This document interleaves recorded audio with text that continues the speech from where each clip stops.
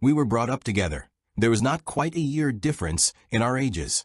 I need not say that we were strangers to any species of disunion or dispute. Harmony was the soul of our companionship, and the diversity and contrast that subsisted in our characters drew us nearer together. Elizabeth was of a calmer and more concentrated disposition. But with all my ardor, I was capable of a more intense application, and was more deeply smitten with the thirst for knowledge.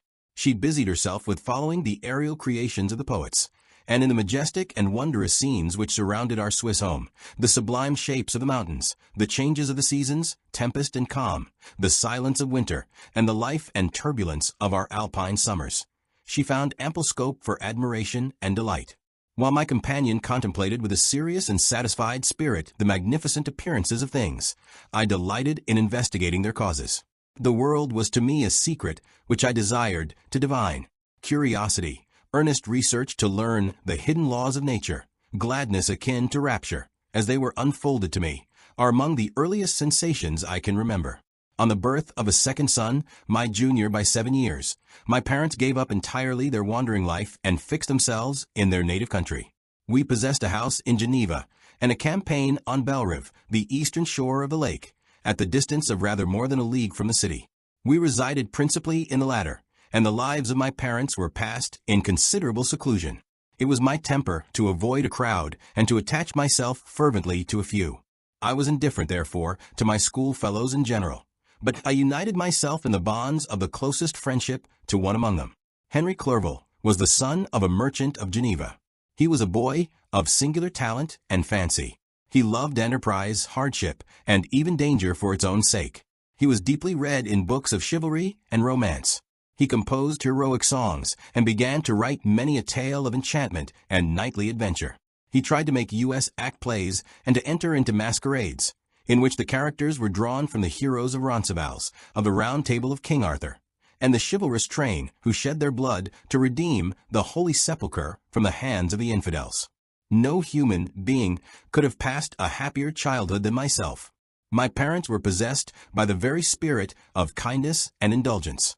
We felt that they were not the tyrants to rule our lot according to their caprice, but the agents and creators of all the many delights which we enjoyed.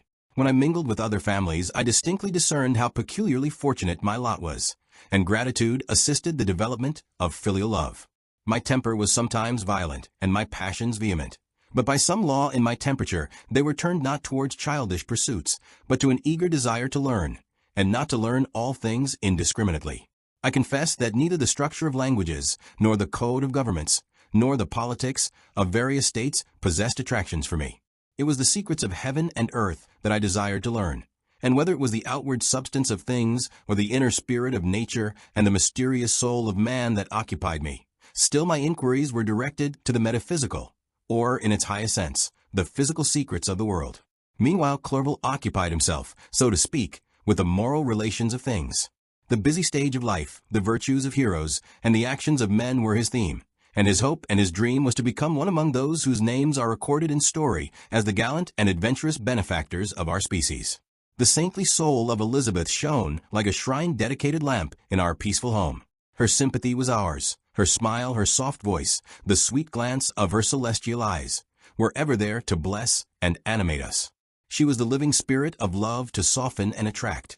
I might have become sullen in my study, rough through the ardor of my nature, but that she was there to subdue me to a semblance of her own gentleness. And Clerval, could aught ill entrench on the noble spirit of Clerval?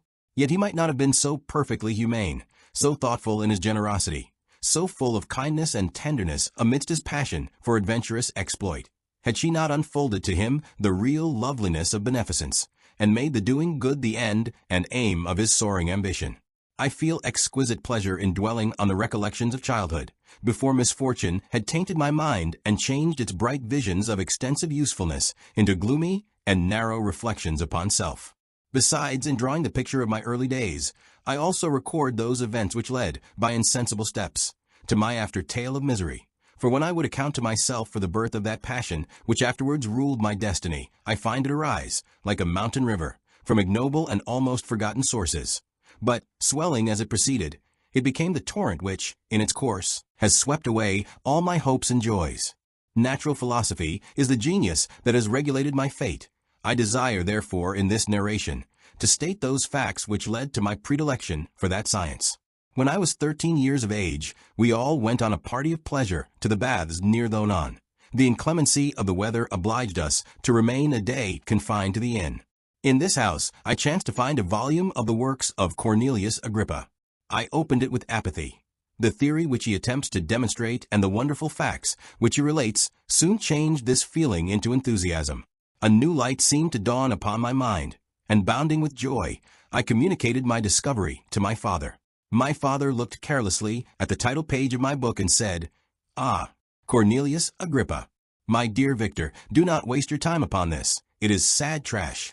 If instead of this remark, my father had taken the pains to explain to me that the principles of Agrippa had been entirely exploded, and that a modern system of science had been introduced which possessed much greater powers than the ancient, because the powers of the latter were chimerical, while those of the former were real and practical. Under such circumstances, I should certainly have thrown Agrippa aside and have contented my imagination, warmed as it was, by returning with greater ardor to my former studies. It is even possible that the train of my ideas would never have received the fatal impulse that led to my ruin. But the cursory glance my father had taken of my volume by no means assured me that he was acquainted with its contents, and I continued to read with the greatest avidity.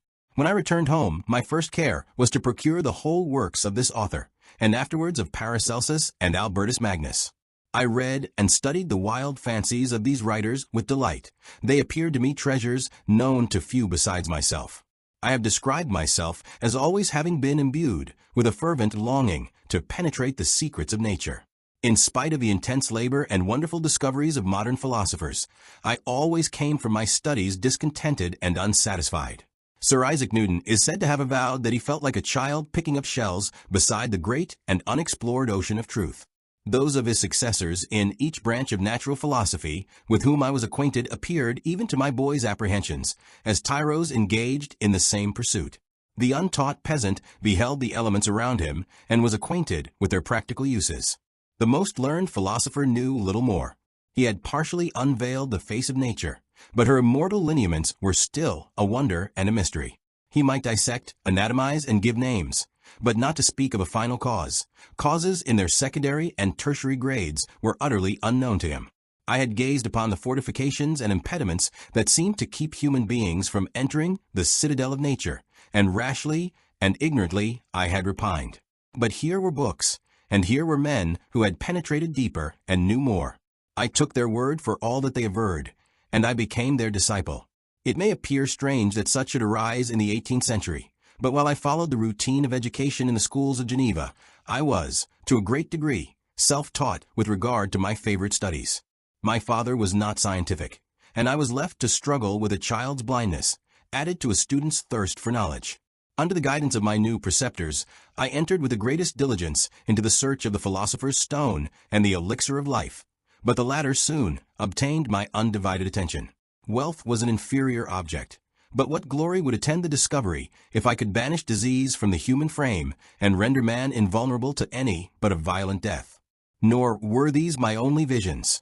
The raising of ghosts or devils was a promise liberally accorded by my favorite authors, the fulfillment of which I most eagerly sought, and if my incantations were always unsuccessful, I attributed the failure rather to my own inexperience and mistake than to a want of skill or fidelity in my instructors.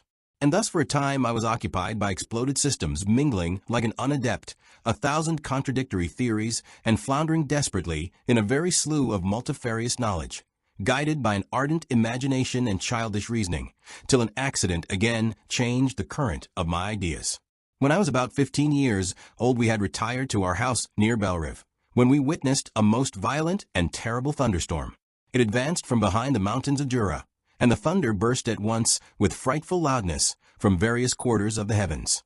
I remained while the storm lasted, watching its progress with curiosity and delight. As I stood at the door, on a sudden I beheld a stream of fire issue from an old and beautiful oak which stood about 20 yards from our house, and so soon as the dazzling light vanished, the oak had disappeared, and nothing remained but a blasted stump. When we visited it the next morning, we found the tree shattered in a singular manner. It was not splintered by the shock, but entirely reduced to thin ribbons of wood. I never beheld anything so utterly destroyed. Before this, I was not unacquainted with the more obvious laws of electricity. On this occasion, a man of great research in natural philosophy was with us, and, excited by this catastrophe, he entered on the explanation of a theory which he had formed on the subject of electricity and galvanism, which was at once new and astonishing to me. All that he said threw greatly into the shade Cornelius Agrippa, Albertus Magnus, and Paracelsus, the lords of my imagination. But by some fatality, the overthrow of these men disinclined me to pursue my accustomed studies. It seemed to me as if nothing would or could ever be known. All that had so long engaged my attention suddenly grew despicable. By one of those caprices of the mind which we are perhaps most subject to in early youth, I at once gave up my former occupations, set down natural history and all its progeny as a deformed and abortive creation, and entertained the greatest disdain for a would-be science which could never even step within the threshold of real knowledge. In this mood of mind, I betook myself to the mathematics, and the branches of study appertaining to that science as being built upon secure foundations, and so worthy of my consideration. Thus strangely are our souls constructed, and by such slight ligaments are we bound to prosperity or ruin. When I look back, it seems to me as if this almost miraculous change of inclination and will was the immediate suggestion of the guardian angel of my life, the last effort made by the spirit of preservation to avert the storm that was even then hanging in the stars and ready to envelop me. Her victory was announced by an unusual tranquility and gladness of soul, which followed the relinquishing of my ancient and latterly tormenting studies. It was thus that I was to be taught to associate evil with their prosecution, happiness with their disregard. It was a strong effort of the spirit of good, but it was ineffectual. Destiny was too potent, and her immutable laws had decreed my utter and terrible destruction.